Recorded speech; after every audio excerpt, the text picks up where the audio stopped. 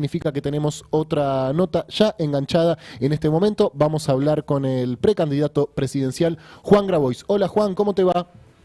¿Cómo le va, precandidato a intendente? ¿Me va bien y a vos? Bien, extraordinario, la verdad. La vida es una maravilla. Mirá, ¿Qué Juan, querés que te diga? Me va como el orto, como al resto de los argentinos. claro, sí. Ayer te escuché una muy buena nota que te hicieron en el Destape Radio. Hablaste de un montón de temas, pero viste cómo es la Argentina. Ya la agenda de Ya la no sirve tarde, la nota. la agenda de la tarde deja viejo lo que se conversó a la mañana. Contame cómo recibiste primero que nada la noticia de la Corte. ¿Cuál fue tu primera impresión, tu primera lectura?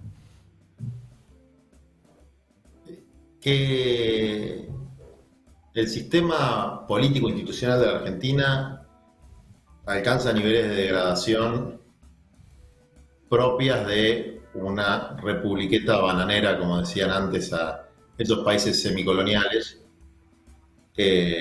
donde el gobierno no gobierna, la justicia no imparte justicia, los legisladores apenas legislan, ¿no? Porque entonces no es un problema de división de poderes, es un problema de la ausencia de un marco institucional que permita un desarrollo humano para nuestro país.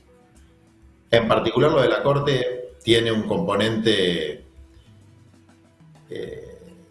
agravante, que es el Poder Judicial, a diferencia de los otros poderes, no se pueden mejorar a través del proceso electoral democrático porque nadie los vota. Entonces, cuando ese poder que tiene rémoras de la nobleza, que tiene rémoras de otra época, ¿no? De cuando se crea el sistema de división de poderes, de Montesquieu, etcétera, si falla eso, como está fallando, si se convierte en un instrumento dócil de sectores de poder, efectivamente no funciona el orden republicano del que tanto se habla, y ese es un problema que si no se cambia de raíz, la verdad que no se puede desarrollar la Argentina, bueno, vamos en picada. Y además, lo interesante del caso es que el fallo sale, yo estaba prestando atención a otro tema,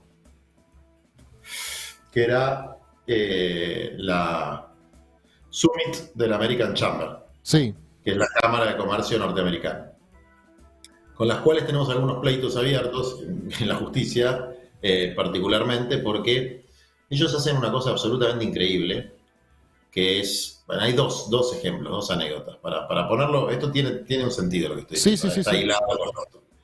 El primero es que nombraron una apoderada que lo que hace es denunciar manteros. Que venden American zapatillas Chamber. Nike, ¿no? Claro, hay una diferenciación entre me están diciendo que deje de fumar y no voy a hacerlo, porque estoy solo en un cuarto que no molesto a nadie. Que es hay una diferenciación en lo que es un fraude marcario y lo que es una imitación. Mm. La diferencia básicamente es que, por ejemplo, si vos haces una imitación muy bien hecha de Nike y la vendés en el Alto Palermo, alguien Claro. puede llegar a creer que está comprando una Nike. Entonces es un fraude. Lo otro es una zapatilla trucha es una contravención. O sea, nadie que compre unas Nike a un mantero piensa que está comprando una Nike original. ¿A eso te referís? Exactamente. Entonces, como el fraude marcario se trata en la justicia federal, o casualidad, la justicia de American Chamber, la justicia del Lofer, utilizan ese mecanismo que después los jueces se terminan declarando incompetentes para conseguir la detención de las personas. Entonces, muchas veces terminamos acompañando migrantes senegaleses a un juzgado federal donde tendrían que estar investigándose los más graves delitos para ver si podemos recuperar lo que le robaron. Bueno. Y la otra es el lobby escandaloso que hicieron cuando se trataba la ley de envases, que fueron a repartir pasajes a un congreso en Estados Unidos para que no se vote la ley.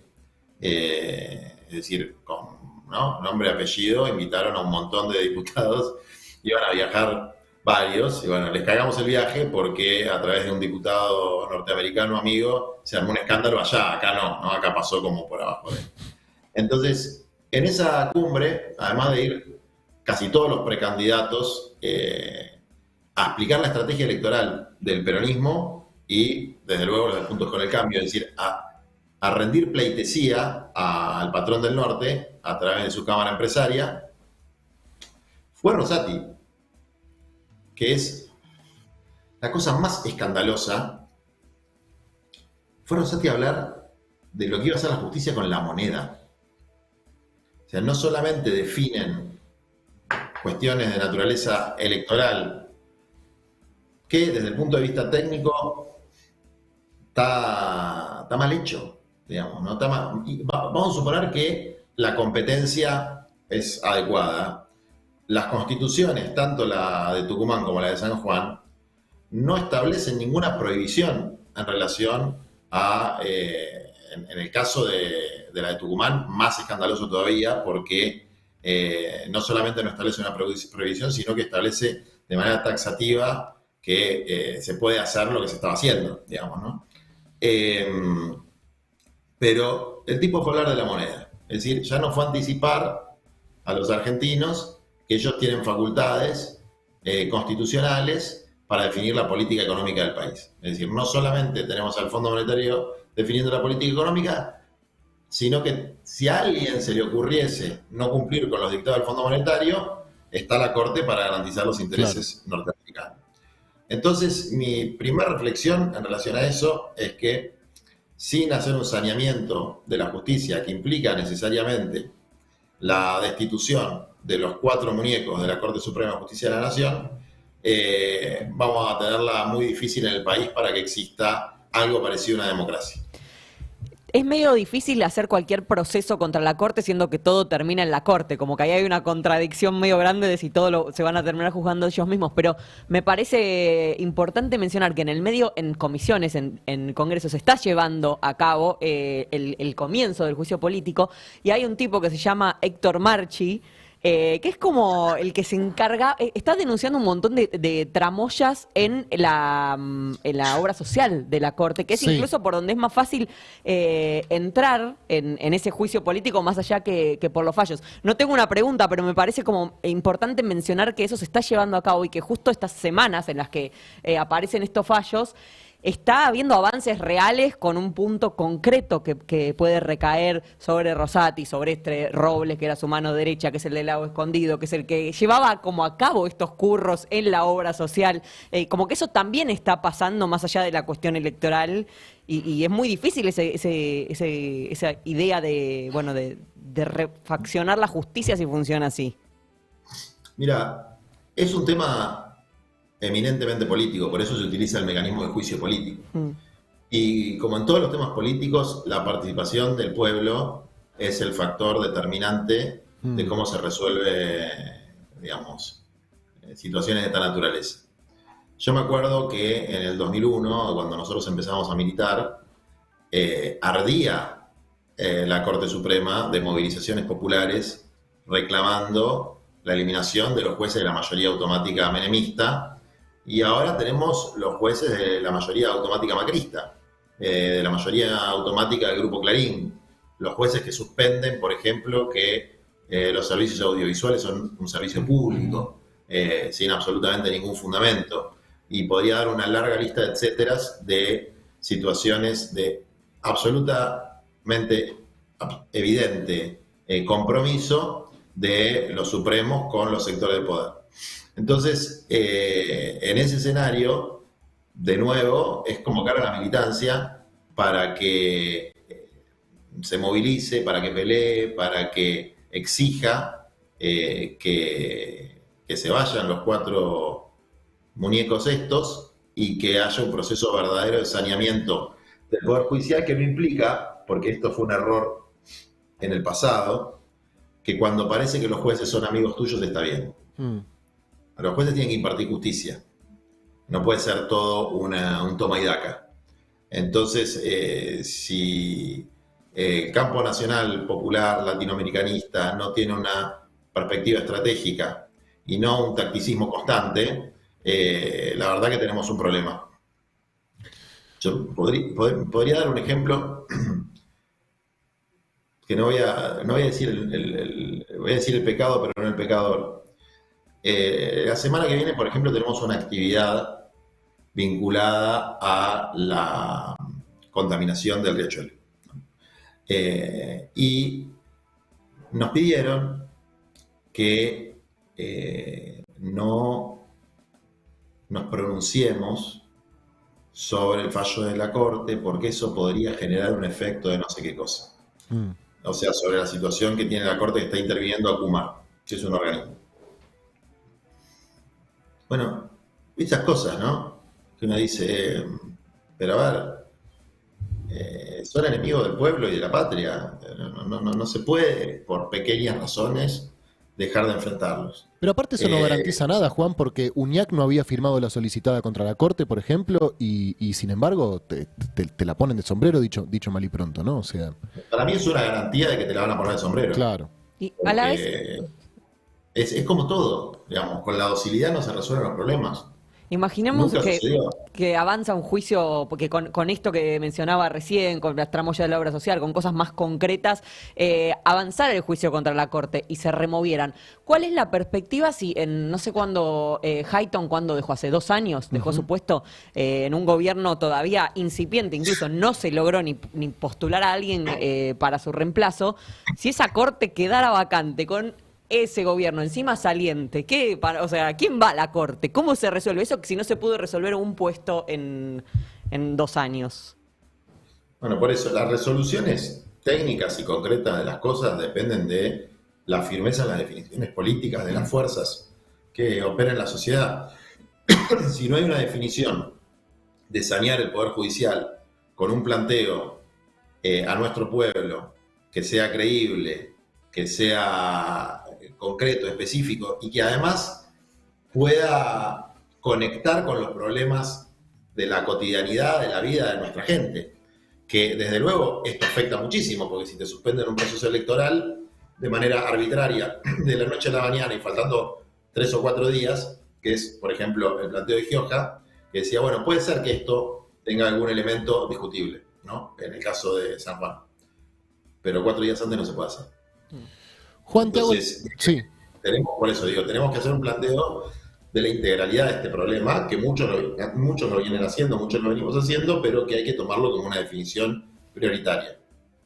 Te hago la última, al menos por mi parte te prometí que no te iba a sacar mucho tiempo. Se dice mucho que la agenda judicial no convoca, que no moviliza, que en un contexto de tantas dificultades sociales y económicas es difícil que esa agenda prenda. De hecho, bueno, vos tenés una agenda mucho más concreta vinculada a tierra, techo y trabajo, digamos, más allá de que por supuesto se habla de la cuestión judicial. ¿Cómo se hace para emparentar una agenda con la otra, siendo que también hasta ayer de lo que estábamos hablando, por lo menos en estos espacios, es que en una oficina de Patricia Bullrich le vaciaron el celular a la asesora de Milman que estaba involucrada en el intento de asesinato de Cristina, y como siempre el Poder Judicial se termina mordiendo la cola, pero nos pasa como una cosa medio impotente decir, che, con 40% de pobreza, hablar del offer, quedamos como medio atrás mano de lo que pasa afuera de los medios, ¿no? y de los sectores hiperpolitizados. ¿Cómo se puede hacer ese vínculo, ese enganche, si es que se puede? Es que hay un vínculo muy estrecho entre un problema serio y masivo en la sociedad y la mafia judicial, que es la inseguridad y el narco. A ver, ¿por qué, tanto desde el punto de vista de los derechos humanos como desde el punto de vista de la protección de las víctimas, tenés un poder judicial que no da cuentas de qué hace con cada caso, y al mismo tiempo que permite la tortura de los detenidos en los penales, que después, desde luego, salen mucho peor de lo que entraron, que nadie les da seguimiento y que 7 de cada 10 reinciden durante el primer año porque no funcionan los jueces de ejecución penal, los patronatos deliberados, etc. Entonces yo creo que el principio general que debería regir cualquier narrativa política popular tiene que conectar con el pueblo. Y este es un elemento que conecta con el pueblo. Y al mismo tiempo, trabajar los otros temas, que son más abstractos, pero no menos importantes, como el que estás planteando, ¿no? Lo de Patricia Bullrich además de ser un delito penado por el artículo 277 del Código Penal, porque es un encubrimiento, la declaración de la mujer que fue a declarar dice que para borrarle el celular, el argumento era que ya estaban pedidos los allanamientos, que ya tenían información de los allanamientos, y lo hicieron específicamente para borrar pruebas de la justicia. Eso no solamente es un delito, sino que además es causal de prisión preventiva, que son solamente 3 cosas, digamos, ¿no? Que es el peligro de fuga, y en este caso es intervenir en la investigación penal, digamos. Entonces, si vos intervenís, estás borrando pruebas, bueno, flaco, tenés que estar en preventiva, porque tu poder hace que cambie la situación judicial. Eso, si lo hubiese hecho cualquiera de nosotros, ya estaríamos presos. Claro, por supuesto. Con la verdura estaríamos presos. Entonces, marcar también la doble vara es algo que todo pueblo tiene un instinto innato de justicia, y cuando ve la doble vara, reacciona, ¿no? Entonces, hay que militar el tema, pero hay que militarlo con una perspectiva de las necesidades de nuestro pueblo. En el caso de los servicios audiovisuales como servicio público, esto quiere decir que la factura de las telecomunicaciones, la factura del celular y la del cable están cobrando precios que no corresponden. Entonces están afectando tu economía cotidiana a través de una medida cautelar de la Corte que está vigente hace ya 1 año y pico, y que no define la cuestión de fondo, porque cuando la define, obviamente, salvo que haga otro escándalo judicial, no la puede definir en contra del gobierno, porque desde luego tiene facultad para declarar un servicio público. Juan, salvo que vos quieras cerrar de alguna forma, nosotros de alguna forma particular, nosotros te agradecemos por tu tiempo y obviamente te volveremos a llamar cuando la agenda lo amerite y cuando tu tiempo lo permita también. Bueno, un abrazo para los 3 y para toda la audiencia. Un beso. Bueno, muchísimas gracias. Hablábamos con Juan Grabois, precandidato a presidente dentro del Frente de Todos. Dentro del Frente de Todos por ahora, ¿no? Porque ayer dijo también que si no le dan la paso se va a presentar igual. Gente, hay mucha gente mirándonos. Pongan plata. No Sí, era el día hoy, ¿no? sí. Pero yo tengo que aprovechar. Cuando hay 2.500 personas, chicos, gelatina.com.ar. Después hacemos lo del QR. Bien, bueno, tenemos todavía pendientes notas con compañeros desde San Juan, tenemos todavía también archivos que nos interesa mostrar porque por supuesto este no es un tema nuevo, no es una novedad, y toda vinculación con la historia también nos sirve para desafiar el presente. Está agitado el chat, por supuesto, están discutiendo como corresponde, como siempre. Y pasaron unas buenas cosas ayer con los Yankees en la conferencia esta también. Unas buenas cosas con los Yankees. Unas buenas cosas para conversar, no buenas cosas para que pasen. Para conversar. ¿Cómo hago para aumentar mi suscripción? Dice Ana Nubela. Somos gelatina@gmail.com, ¿o no? Mirá, con mucha paciencia para el mail. O si no, Ana Nubela, suscribite en dólares y ya del aumento nos encarga solo. Sumá otra suscripción. Si tenés una de 200, sumate otra de 500 y estás aumentada. Bien, está viniendo Flor Halfon también a presentar su libro sobre Fabio y seguramente también podamos conversar sobre este tema porque es una periodista que está obviamente muy encima de la agenda y de la coyuntura política.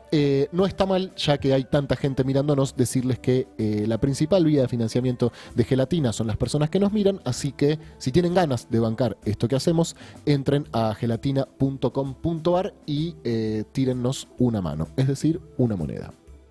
¿Algo más querés decir ahora? ¡No! Decilo en un ratito. No hay mucho para decir.